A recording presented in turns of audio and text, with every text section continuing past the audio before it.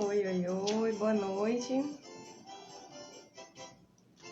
Boa noite aos primeiros visitantes.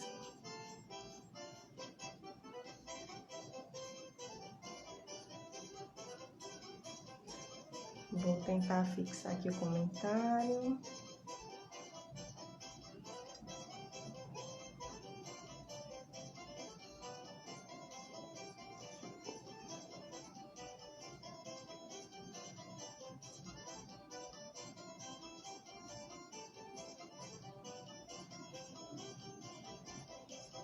Prontinho. Gente, boa noite, sejam muito bem-vindos.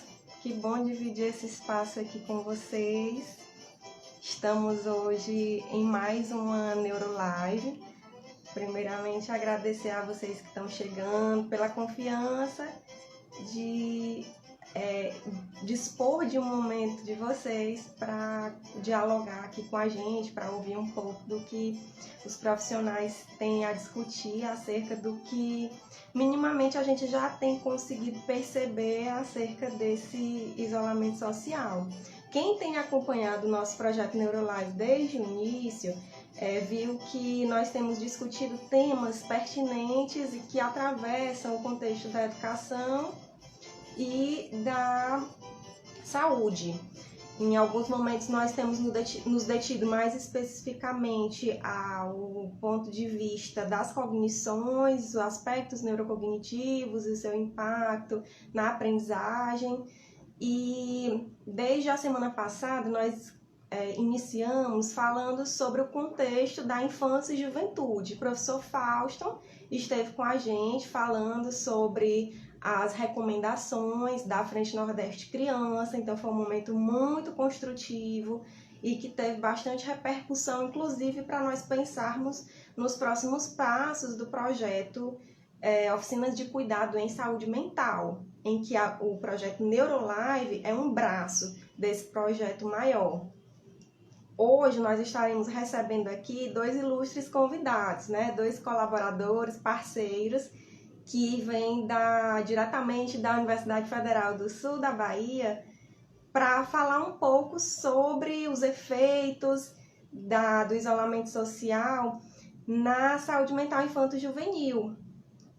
Então, eu espero que seja uma conversa bem produtiva, e que, sobretudo, cause reflexões para que a gente possa pensar aí o que nós podemos fazer para cuidar das infâncias e das juventudes, tendo em vista os possíveis impactos que esse momento traz, Então, desejo a vocês, em primeiro lugar, saúde, para que a gente possa continuar se encontrando aí às quartas-feiras. De antemão, já deixo o convite para as próximas semanas. Então, esses encontros eles estão acontecendo semanalmente, às quartas-feiras, com temas diversificados. Temas que tenham relação com saúde, com educação, temas que discutem pesquisas dentro dessas áreas, com base nas evidências científicas, e também nesses momentos vão ser propícios para discutir estratégias, pensar em possibilidades. Bom, e quem são esses ilustres convidados de hoje? Primeiramente, vou citar aqui um breve perfil do professor Ezequiel Batista do Nascimento. Ele é professor da Universidade Federal do Sul da Bahia, tem doutorado e mestrado em psicobiologia pela Universidade Federal do Rio Grande do Norte, tem formação em psicologia pelo Centro Universitário do Rio Grande do Norte. Ele tem experiência na área de psicologia fisiológica, com ênfase no estudo do estresse relacionado aos processos cognitivos e emocionais, atuando principalmente nos seguintes temas: neurofisiologia e neuropsicologia do desenvolvimento, neuroendocrinologia comportamental, psicofarmacologia e transtornos mentais. O nosso outro convidado é o professor Tairo Andrade Carvalho, também professor da Universidade Federal do Sul da Bahia, doutorando em Ciências e Saúde pela Universidade Federal do Rio Grande do Norte, mestre em Psicologia Social pela UFPB, Federal da Paraíba, especialista em Terapia Cognitivo-Comportamental pela Faculdade Latino-Americana de Educação, é psicólogo pela UFP, com enfoque clínico, cognitivo, comportamental e psicométrico, e com introdução nos estudos de psicometria, avaliação psicológica e psicologia clínica cognitivo-comportamental e estatística aplicada. E é membro da Associação Brasileira de Psicologia do Tráfego. Bom, então esse foi um breve resumo, né, do perfil profissional. Como eu e o professor Tário dividimos o mesmo espaço, eu vou chamá-la e vocês aguardem só um minutinho que nós vamos agora nos revezamentos com o guri, como o Luan está comentando aqui, pai do Luquinha, exatamente, né? João Lucas, que tem aí nossa total dedicação nesses últimos dias que estamos, né, 24 horas só para ele. Deixa eu ver quem é que já está aqui para mandar um oi, né? Oi para todo mundo. Maria M. Feitosa, Luan, Jéssica, Maria, Shirley, o José. Bom, Laurentina também eu vi por aí. Sejam muito bem-vindos novamente, gente. E assim, sintam-se à vontade para fazerem as suas colocações, tá? Aguardem só um minutinho que eu vou chamar o professor Tário Carvalho para então ele chamar o professor Ezequiel.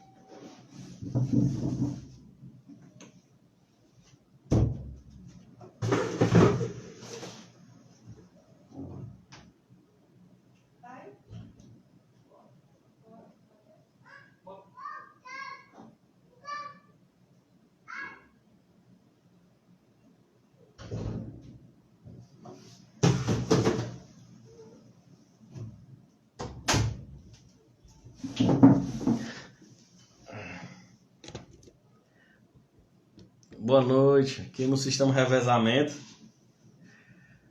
A professora Ana Raquel já deve ter feito uma breve apresentação aí. Não sei se o professor Ezequiel já conseguiu entrar.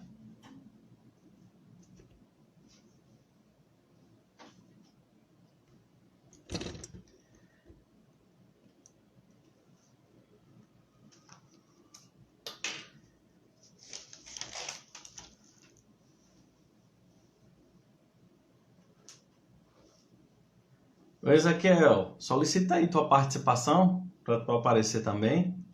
Aí eu acho que a gente vai dialogando. Solicita participar aí. Eu acho que tem uma aba para você solicitar aí, participar.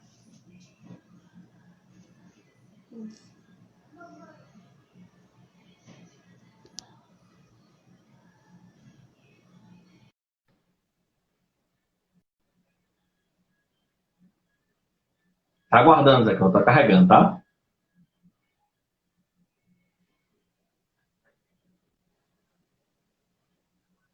Gente, boa noite, tudo bem? Oi, Isaac, boa noite, tudo em paz?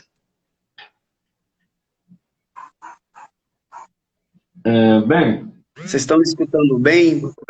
tudo Vocês me ok, escutam bem? tudo ok. Tá. Primeiramente, gostaria de agradecer o convite, tanto para a Raquel quanto para você. Eu sempre gosto desses momentos de discussão científica, né, principalmente quando diz respeito à neurociência, uma área que eu tenho uma grande paixão. E aí hoje casou de que a gente vai discutir um pouco sobre a neurociência, mais especificamente a neurobiologia do processamento emocional e como isso está diretamente relacionado com saúde mental. E aí eu espero que seja uma discussão muito bacana, trazer algumas coisas do que já fazia na UFRN, que estou também fazendo, começando a fazer na Universidade Federal de Santa Maria. E na verdade vai ser um momento de conversa, né?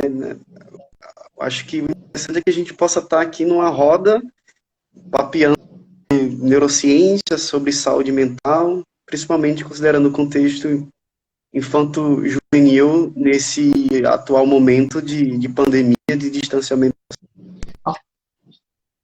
Tá falhando um pouco, não sei se é a tua Se a tua internet ou se a minha. Tá assim para todo mundo.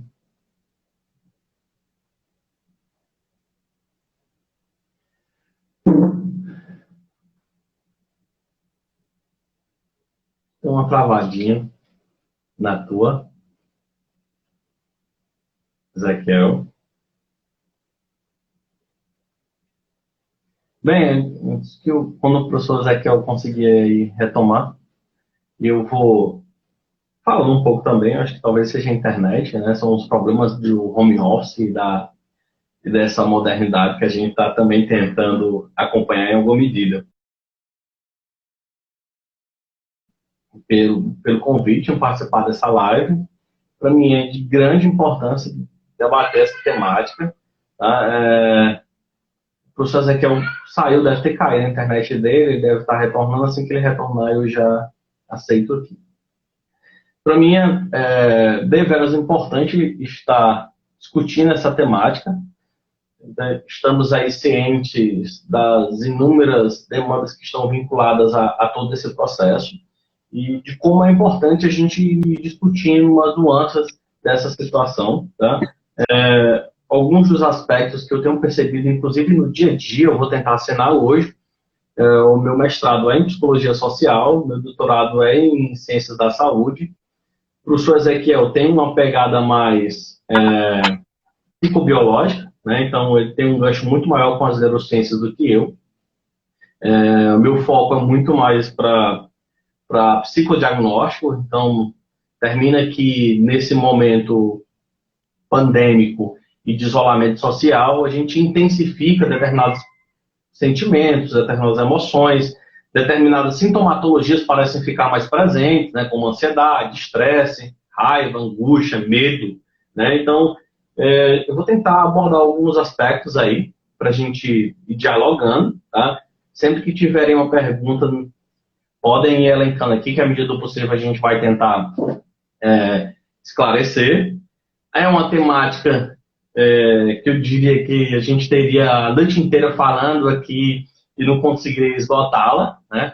Até mesmo porque a ciência não tem grandes estimativas desse aspecto como um todo, né? A gente pode, inclusive, falar que a gente tem perspectivas a curto, médio e longo prazo, mas a gente não consegue dimensionar o tamanho do prejuízo que está atrelado a essa faixa etária que a gente vai discutir hoje, né? Infância e adolescência, tendo em vista que, por mais que sejam a comunidade menos acometida em termos físicos, circunstanciais, a gente não tem como dimensionar o tamanho do prejuízo no neurodesenvolvimento dessas crianças e adolescentes. Inclusive, já existem pesquisas que têm apontado prejuízo de ordem cognitiva no desenvolvimento de crianças e acredito muito piamente que a gente só vai conhecer de fato isso com o passar dos dias, com as pesquisas que vão sendo desenvolvidas, né?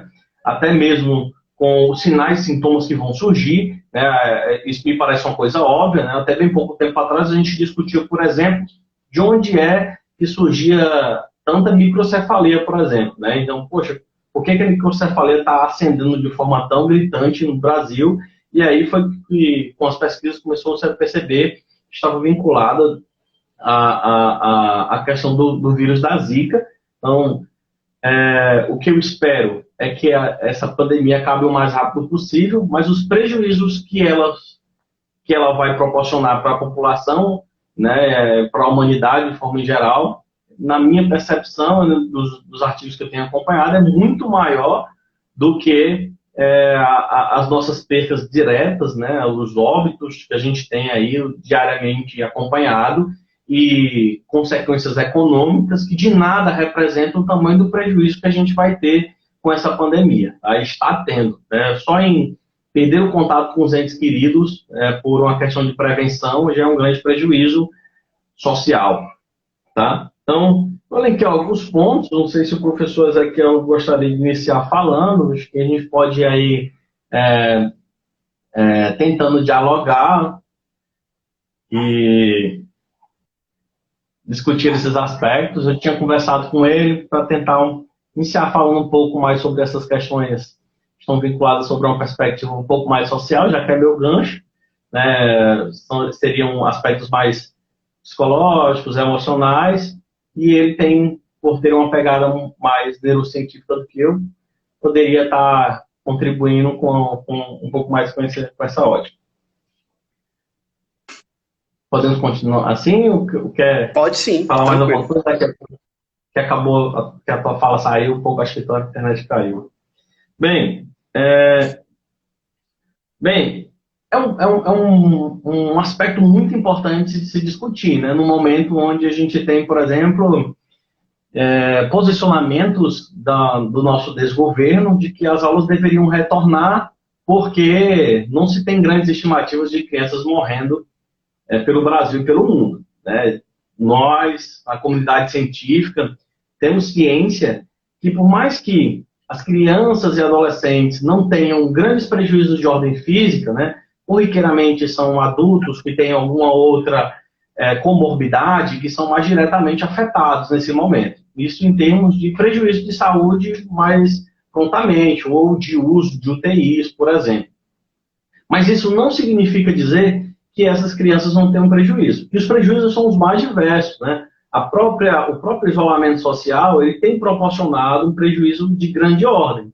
Uma vez que em muitos elementos a gente pode destacar. Um deles, claramente, é o próprio fato dos pais não saberem lidar com esse momento. Os pais são um grande filtro para essas crianças. Então, se eles não estão emocionalmente equilibrados, eles terminam passando esse sentimento, e essa é a primeira percepção. Veja bem, os pais são os primeiros agentes socializadores das crianças. Se eles não estão emocionalmente equilibrados, eles contribuem no desenvolvimento, inclusive, de psicopatologias, por exemplo. Então, o sentimento ansiogênico, o sentimento de estresse, o sentimento de medo, aquela angústia constante. Então, obviamente, todas essas variáveis elas estão atreladas. E a gente vai ter, então, consequências disso em termos de curto, médio e longo prazo. O núcleo de vocês, né, o NEPIN, né, da UFP, ele tem discutido questões muito vinculadas à questão da educação. E hoje a gente tem uma grande discussão, retornamos ou não retornamos às aulas. O que se sabe até então é que o prejuízo ele já está agregado. O prejuízo ele já está aí, obviamente, porque a gente está no momento pandêmico. Então, não tem como, nesse momento, a gente falar que não existe prejuízo. O prejuízo ele já está agregado. A questão é como nós vamos lidar com isso, que estratégias, que ferramentas a gente tem para lidar com isso. E pensar em retornar às atividades de maneira muito brusca pode trazer consigo um prejuízo muito maior para essas crianças. É um prejuízo incalculável, né? Então, nós, os cientistas, vamos passar anos pesquisando o efeito desse momento pandêmico no desenvolvimento escolar, cognitivo, emocional de crianças e adolescentes. Tá? Então, isso por si só é motivo de pesquisa, é motivo de estudo. Então, inclusive, eu vinha discutindo com a professora Ana Raquel que muitas pesquisas parecem que perdem tanto agora o foco, tendo em vista que a gente vive um momento muito crítico, onde algumas discussões elas não são mais plausíveis de serem elaboradas nesse momento. Esse efeito pandêmico, ele provoca um efeito, inclusive, nas próprias pesquisas que a gente está desenvolvendo. O professor Ezequiel estudou aí, na sua tese de doutorado, o efeito do isolamento em ratas, né, e, inclusive, quais efeitos biológicos elas tinham agregadas a esses aspectos comportamentais. Então, ele vai poder falar um pouco mais sobre isso com um pouco mais de propriedade do que eu. Então, aí, o que devemos nos preocupar com esses elementos? Basicamente, a gente tem que se preocupar porque há uma grande possibilidade, de acordo com a maneira que a gente escolhe para lidar com esse momento, a gente esteja contribuindo para o surgimento de uma população adoecida no futuro. Tá? Então, assim, ao passo que hoje a gente vive um momento obviamente estressante, é angustiante ficar dentro de casa, todo dia a gente acompanha o surgimento de novos memes. É angustiante você perder a sua rotina, você estar fora dos seus hábitos corriqueiros, deixar de praticar atividade física como praticava antes. Obviamente, vocês têm inúmeras possibilidades de desenvolvimento de atividades na própria casa de vocês, mas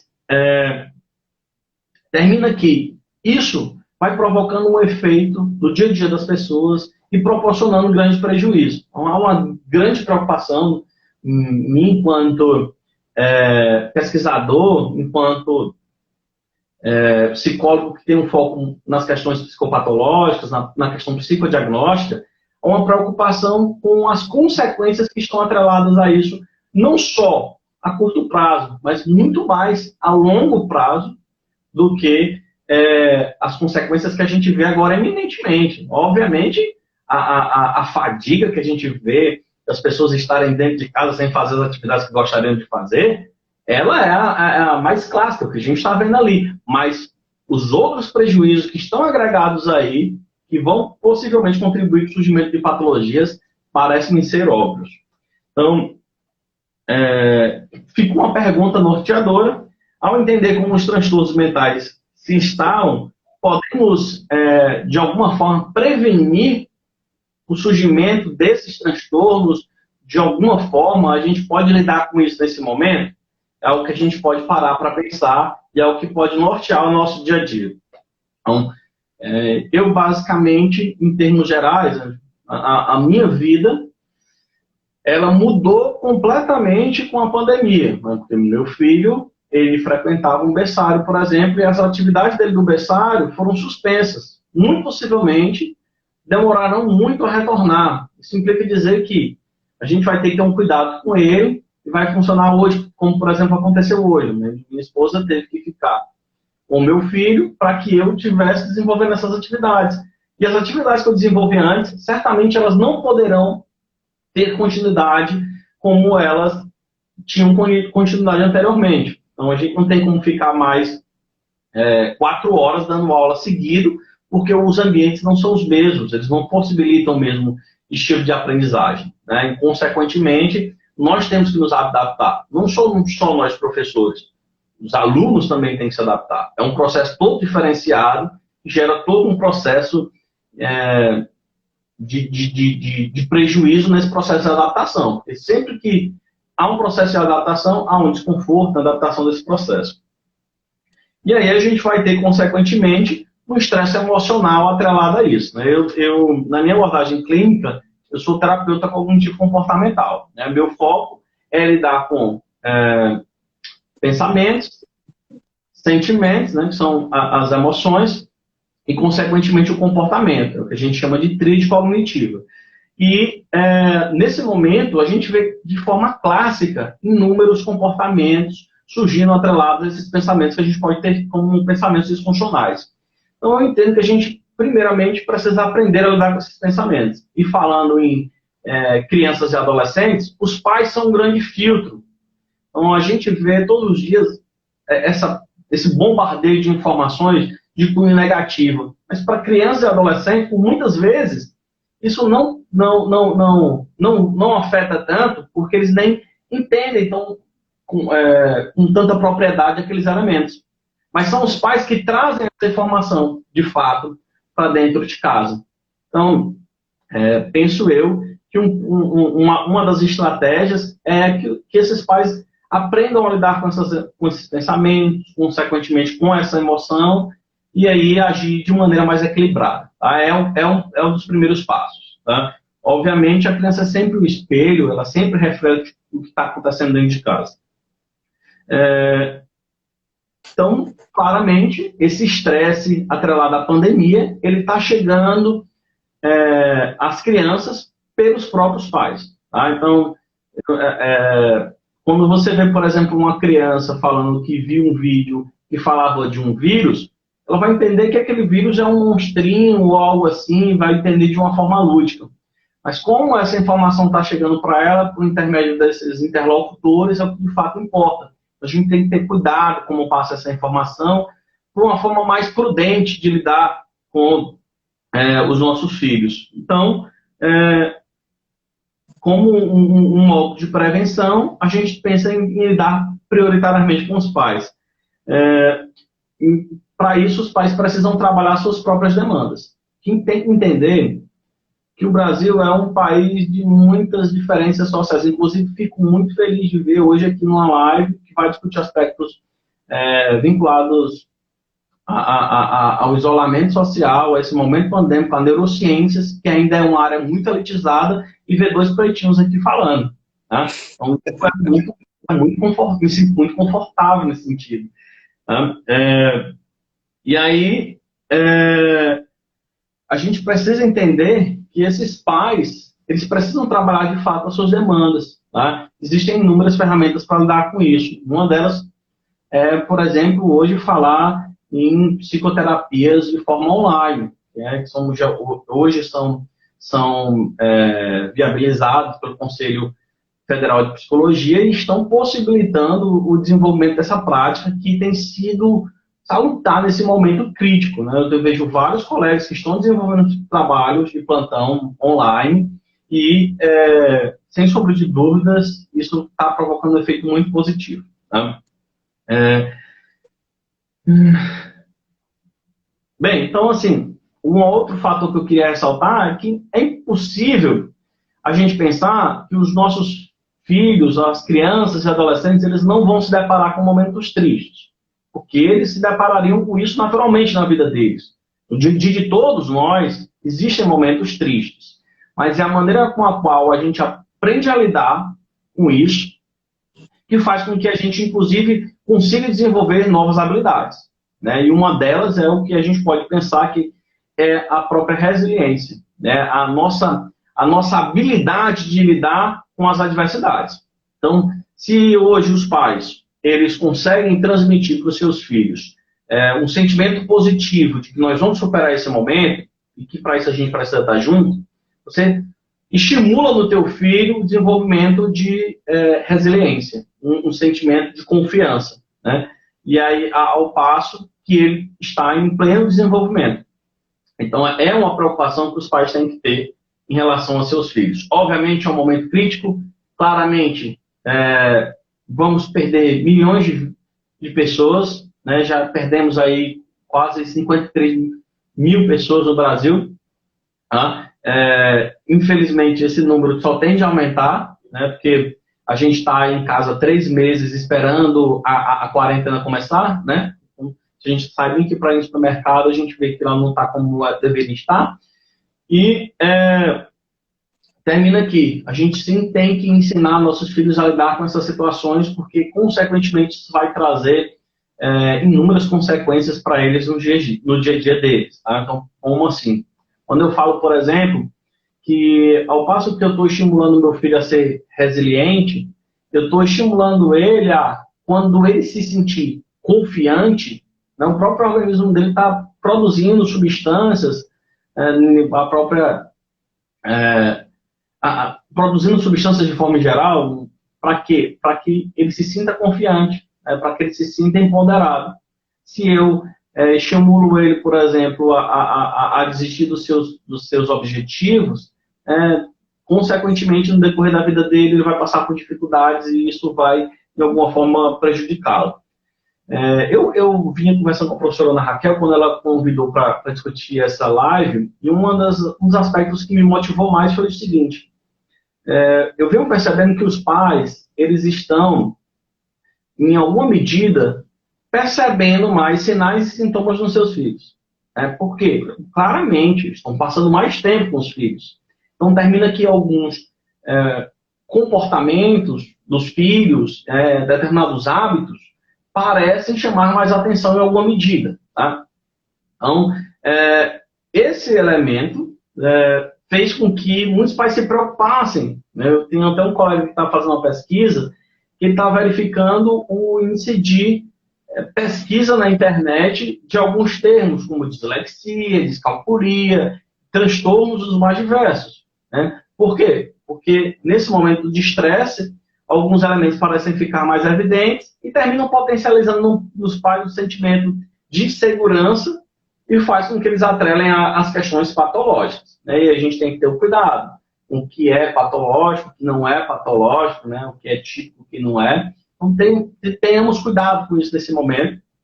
Tá?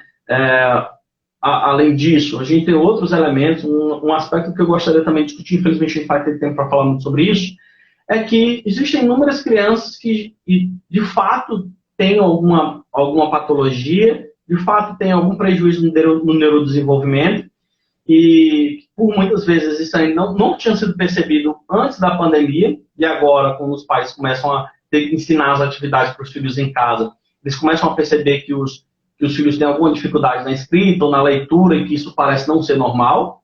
Então, termina que possa ser que isso de fato esteja acontecendo, certamente está, e os pais estão prestando mais atenção nisso nesse momento. A gente tem que atentar para isso também, mas que existem outras possibilidades, existem métodos terapêuticos que estão aí agregados, e inclusive há um indicativo de que, tipo, se você tem uma criança com necessidades especiais, existem atendimentos que podem ser desenvolvidos durante esse período que, sem sombra de dúvida, vão potencializar o desenvolvimento dela, né? Obviamente, o rompimento de um processo terapêutico de neuroestimulação vai certamente trazer um prejuízo muito grande. Então, assim, por fim, acho que eu já falei demais, senão o professor Ezequiel não vai ter muito tempo para falar. Eu acredito que quando as crianças são de fato estimuladas para conseguir lidar com as situações do seu dia a dia, né, e esse momento pandêmico, claramente, tem um prejuízo agregado muito forte, mas eu acredito claramente que quando elas são de fato estimuladas, elas conseguem lidar com essas situações de forma produtiva. Como eu falei, o prejuízo ele está agregado. Eu acredito que a gente vai passar muito tempo pesquisando aí as consequências desse momento para a educação, para o desenvolvimento de transtornos, mas eu acredito piamente que a maneira com a qual os pais lidam com esse momento, não só para crianças, mas para adolescentes também, ele é fundamental para que eles consigam lidar com a situação. Tá? Então, esse é o ponto-chave desse momento, é o grande gancho dessa discussão da pandemia para pais e seus filhos. Tá? Vou passar a palavra para o professor Ezequiel. Enquanto com que ele for falando e a gente for surgindo, a gente vai tentando articular. Tá, eu acho que para não quebrar a sua fala e complementar, e aí você traz alguns comportamentos possíveis de acontecer, considerando esse contexto pandêmico, e você fala da relação do estresse, e cita até o estresse emocional, né? E aí essa parte que me interessa, no sentido de que saúde mental, ela está diretamente relacionada com estresse. Isso é prescrito, isso é visto numa teoria chamada diátase do estresse. Ela vai falar que tem muitas condições de transtorno psiquiátrico que estão diretamente relacionados ao estresse, né? E aí a gente vai ver que os transtornos afetivos, né, os transtornos de humor, os transtornos de ansiedade e outras condições também, está diretamente relacionado com o estresse. E aí a gente precisa entender o que é o estresse, né? Todo mundo fala, que eu estou estressado, né? Todo mundo vai ficar estressado nessa pandemia. Entender o que causa estresse, principalmente nesse contexto de pandemia, o que é o estresse e quais os impactos que isso tem diretamente no nosso organismo. Então a gente tem um desajuste físico, eu tenho várias condições fisiológicas, digamos assim, sistêmicas, que são alteradas pelo estresse. Um exemplo muito claro é a própria imunidade, né? Vocês tomam algum remédio, né, corticoide, que ajuda a baixar a imunidade e aí consegue reduzir processo inflamatório, né? Até utilizado para fins farmacológicos. Então, nós sabemos que o estresse tem essa capacidade de alterar vários padrões de funcionamento fisiológico. E o estresse ele tem capacidade de também alterar circuitarias neurais, né? E quando a gente fala em criança e adolescente, a gente deve considerar que que são indivíduos onde o cérebrozinho dele ainda está em um processo de, né, organização morfofuncional, né? A gente vai perceber que grande parte do desenvolvimento das circuitarias, obviamente, ela começa a surgir na concepção, né? Principalmente na formação do feto, e ela vai crescendo, se organizando até o final, até o início da vida adulta, tá? Então, a gente precisa entender como é que o estresse está diretamente relacionado com essa modulação fisiológica de circuitarias neurais e como isso tem um impacto diretamente com o aspecto de saúde mental, de funcionamento cognitivo e de funcionamento emocional. Tá? Eu estudo isolamento social, no meu mestrado, no meu doutorado, eu utilizei modelos animais, ou seja, eu estudava rato, porque com rato eu consigo ter estudos mais invasivos, no sentido de conseguir manipular estruturas cerebrais, né? Na verdade, na neurociência, a gente trabalha muito nessa perspectiva translacional, ou seja, a gente primeiro estuda modelos animais, depois a gente tenta, né, transcender alguns achados e aí correlacionar com a condição humana, tá? E aí, quando a gente considera esse contexto de pandemia, isso é até algo que a própria Organização Mundial de Saúde emitiu um alerta, acho que mês passado, tá? Eu não lembro precisamente, que ela falou que deve haver e vai haver um aumento muito grande de condições psiquiátricas durante e pós-pandemia. Então, ela já está articulando todas as pessoas, principalmente trabalhar com saúde mental, no sentido de se preparar que pós-pandemia, né, pós-distanciamento social, pós todo essas modificações que a gente está tendo em face ao enfrentamento dessa pandemia, nós teremos algumas alterações, né, alguns quadros, um aumento de alguns quadros devido ao contexto pandêmico. Mas qual a situação precisamente o contexto pandêmico? Estaria relacionado à saúde mental. Diz respeito às medidas de isolamento social. Embora a gente saiba que é necessário, né, uma forma de a gente controlar a transmissão, né, e fazer essa proteção mecânica, né, no sentido que eu vou impedir na transmissão do vírus, mas ficar dentro de casa, trancado, sem contato, é uma condição altamente estressante, principalmente para crianças e adolescentes, tá? E a gente vai ver como é que isso, como é que isso impacta e como é que isso modifica. E quais seriam essas condições estressantes? Imagina só, de repente, né, a Organização Mundial de Saúde emitiu um alerta dizendo, olha, distanciamento social é a melhor saída, né? Então, você tem toda uma modificação da dinâmica de funcionamento das pessoas. Então, o pessoal ia para o trabalho, encontrava com os filhos, as crianças iam para a escola, os adolescentes iam para a escola, depois ia encontrar com os colegas, não iam shopping, cinema, faziam atividades prazerosas e, de repente, todo mundo pego no sentido de agora a gente vai ter que se manter dentro de casa para evitar essa transmissão. Então, nesse sentido, eu já consigo elencar algumas condições que são altamente estressantes. Primeiro, mudança de rotina. Por que isso é considerado estressante? Porque você desmancha uma programação e, de repente, você começa algo novo. E sempre novo assusta. E aí que entra a resposta de estresse. De forma geral, o estresse é um mecanismo fisiológico, né, mediado por uma alça neuroendócrina. Então, a gente tem estruturas cerebrais que vão conversar entre si para ativar a resposta de estresse, que essa resposta ela tem como o aumento de um cortisol. Acho que todo mundo já ouviu falar que é o famoso hormônio do estresse, né? O que esse hormônio faz no organismo do sujeito? Ele simplesmente aumenta a reserva energética, no sentido de eu tenho uma situação estressante, e aí ativa um mecanismo que a gente chama de luta e fuga.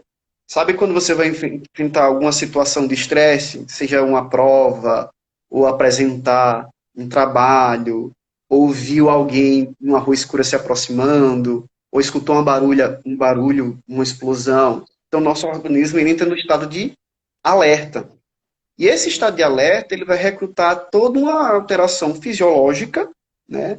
Eu tenho, por exemplo, um aumento da atividade cardíaca para bombear mais sangue, para a gente ter sangue circulando, né, nos vasos, porque ele vai direcionar esse sangue para a musculatura da perna e para o braço. Né? Ele vai aumentar a oxigenação de áreas cerebrais para te ficar em estado de alerta.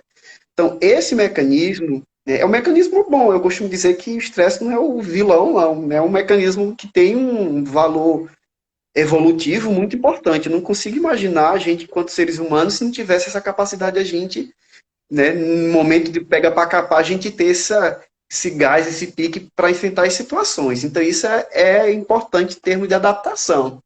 Só que isso se torna quando ele é ativado constantemente. E aí que está a grande situação. Ou ativado de uma forma muito exacerbada, como no caso dos traumas, alguém, sei lá, uma queda de um avião, ou passa por algum tipo de acidente, que é uma experiência estressante de muita magnitude. Ou estresse em menores doses, só que constantemente. Nesse momento, a gente tem um efeito que a gente costuma dizer que é um efeito deletério. E aí, alguns psicólogos, né, que trabalham com a resposta emocional costumam classificar isso como um estresse tóxico. O que seria o estresse? Ele classifica o estresse de três formas. Um estresse positivo, né? O que seria um estresse positivo? É aquela condição que causa um desconforto na gente, mas ela tem um valor adaptativo, ou seja, mobiliza o sujeito para fazer alguma coisa. Como, por exemplo, aquele medinho que você tem para estudar para uma prova, você tem aquele medozinho, você sente aquele desconforto emocional e você vai estuda para fazer a prova. Uma tarefa nova, ou a criança, quando ela começa vai se apresentar para um coleguinha. Então, todas essas condições de estresse é chamado de estresse positivo, porque ele ajuda o sujeito até expressar a emoção, consegue, né, por si, né, ou por isso, é o estresse.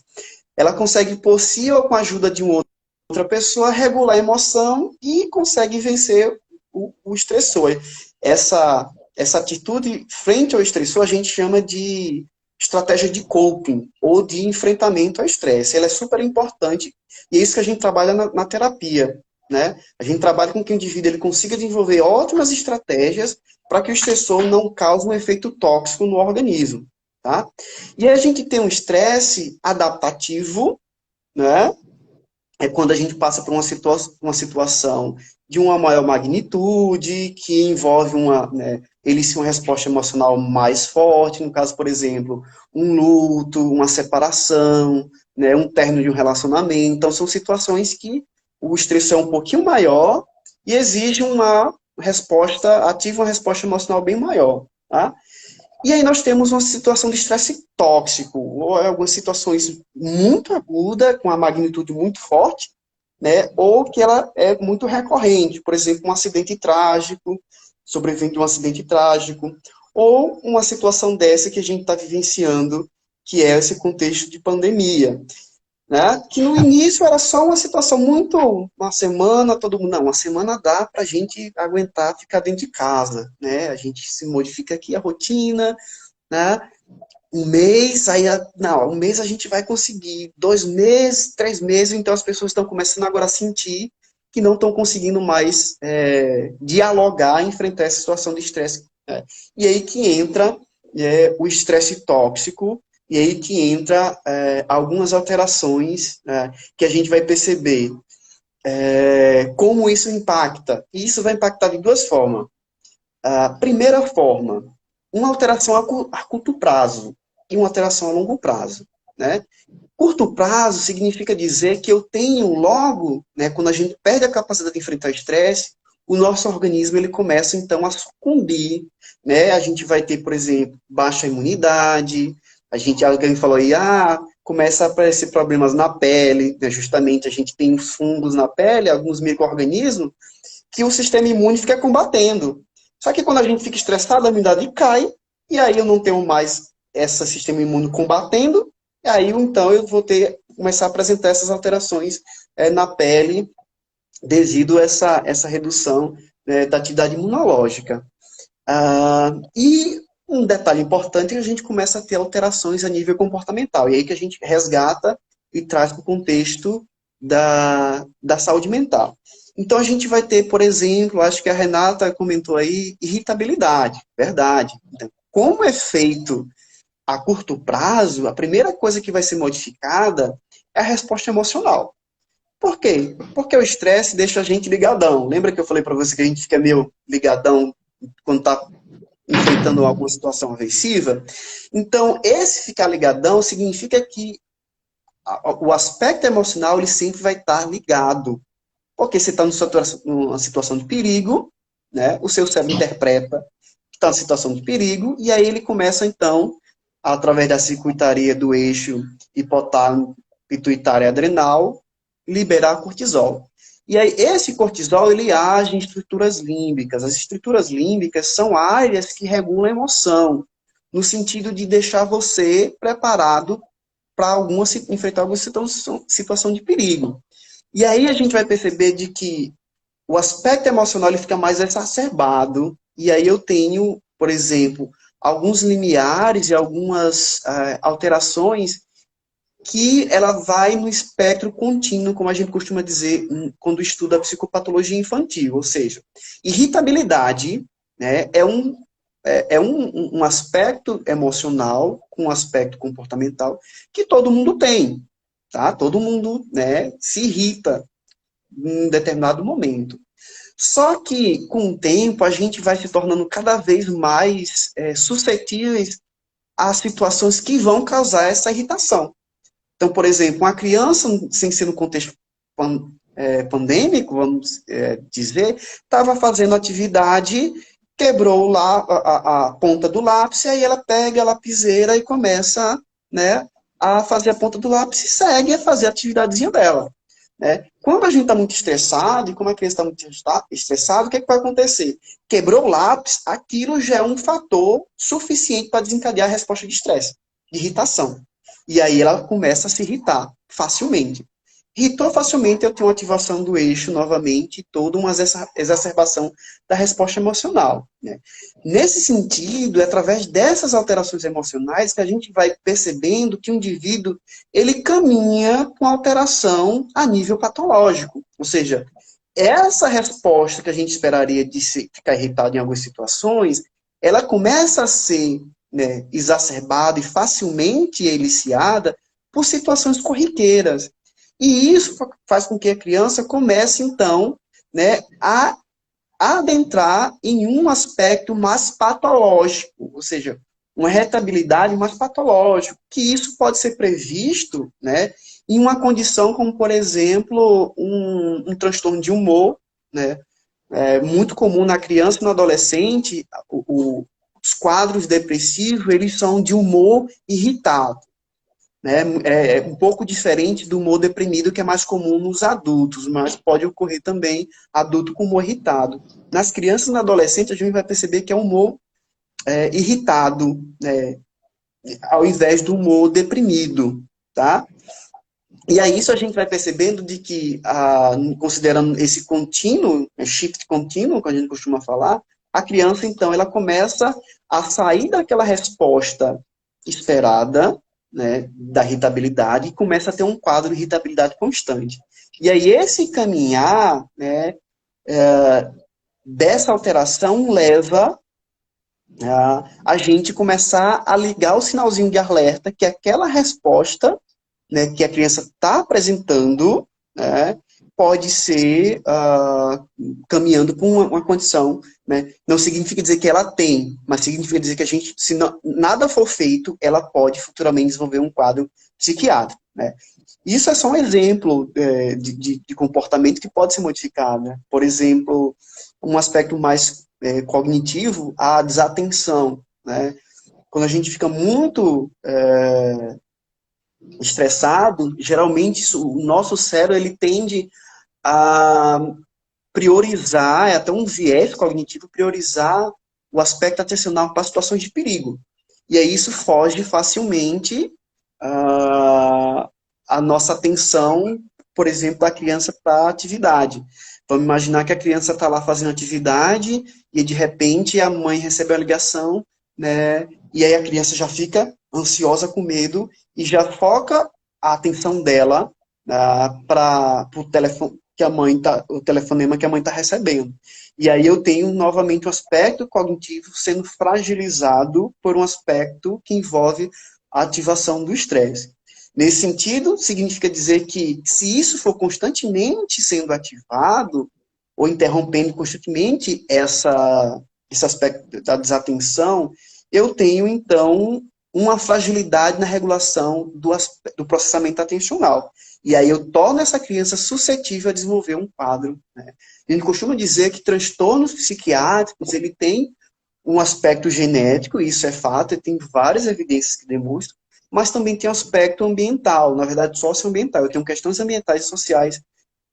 Por ativação do estresse, consegue fazer essa modificação da funcionalidade, né, da atividade cognitiva e mental e emocional da criança. Isso é o que eu estou falando é a curto prazo.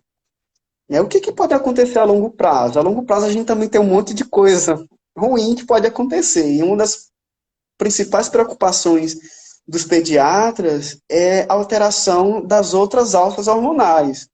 Por exemplo, do hormônio do crescimento. A gente sabe que o hormônio de estresse, né, ele vai causar toda uma alteração, né, nas outras alças neuroendócrinas, né? E aí eu vou ter, por exemplo, atraso de crescimento a longo prazo, né? Por eu ter sempre uma ativação do eixo HPA, por conta que a criança está em situação de estresse, né? Isso já passou 4, 5, 6 meses, eu posso causar, né, esse estresse pode causar nessa criança um desequilíbrio na regulação do feedback negativo da resposta do eixo. O que significa dizer isso? O eixo, né, as estruturas que controlam os níveis de cortisol, eles vão entrar em colapso e vai estar com os índices desse hormônio sempre alto. E significa dizer que eu vou ter a alta, por exemplo, da melatonina sendo alterada. E o que acontece quando eu tenho a alta da melatonina sendo alterada? Eu tenho uma alteração, né, da funcionalidade de um hormônio que regula a função do sono, vigília e sono. Então, aí eu já tenho a criança com uma alteração, né, numa condição de sono devido a um desajuste, né, da neuroendócrino. Eu tenho o hormônio do crescimento sendo alterado, então eu tenho aí a criança que pode ter fisicamente alguns atrasos, né, por conta que o hormônio do crescimento, e lembrando que o hormônio do crescimento, ele tem seu pico, né, de ação e de funcionamento durante o sono. Logo, se a criança não dorme direito, né, porque a alça da melatonina que ajuda a regular o sono, né, está alterado, a criança não dorme direito, possivelmente eu vou ter uma alteração, né, no nível também da expressão de hormônio, no caso do crescimento. Eu tenho um desajuste de hormônios que regulam, que é muito importante, principalmente na adolescência.